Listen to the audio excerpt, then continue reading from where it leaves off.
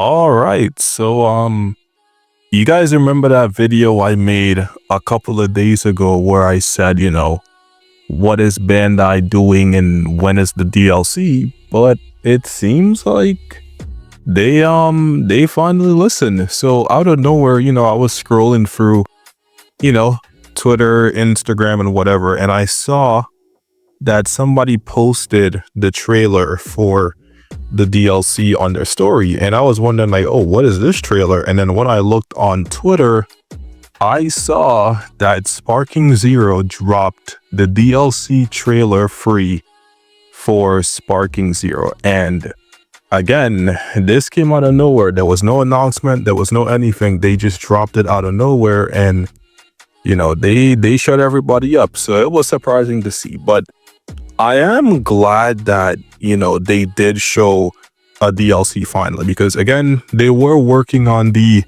Nintendo Switch 2 version and everything like that. So I'm finally glad that they got around to the DLC. Now, as for the DLC itself, it was pretty good.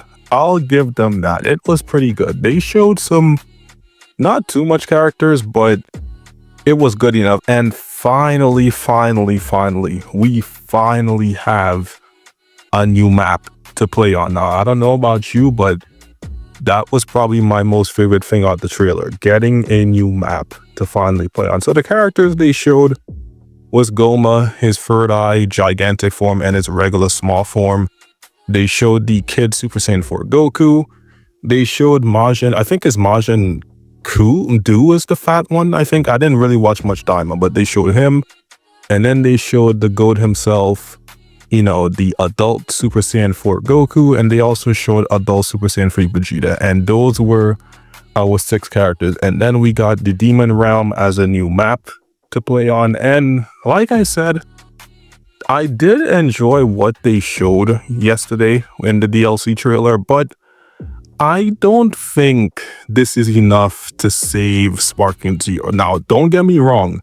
What they showed again was pretty good. Like we finally got some DLC news and info, and we finally got a trailer, and it was pretty okay. Like I said, I'm not hating on what they showed, but like I said, I don't feel like this was enough to save the game, because again, I said before that this DLC, it feels like a too little, too late, or better late than never type DLC. Because again, all the Dragon Ball games you can think of has the Super Saiyan 4 by now. Legends has them, Xenoverse 2 has them.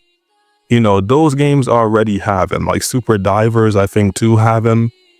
And they're finally, sparkingzero finally decided to drop this. And again, like I said, what they showed were pretty good, but I'm not too moved to buy it too much, because again, this game, they already, the damage has already been done. And even with this DLC that they showed again, which was good yesterday, I really don't think it's enough to save sparkingzero. This game is already dead and buried. They, negated the community for months and ignored us, and then out of nowhere they dropped this DLC trailer and think that everything was going to be sweet and everybody's going to be like, oh yo, sparkingzero is back, sparkingzero is good again. Nah bro, we not, you feel me, we not doing that. We don't forget. We still know that this game is ass, and we still know that this DLC wasn't going to do too much. Now again, at least they didn't forget. Like, they didn't forget about the game, but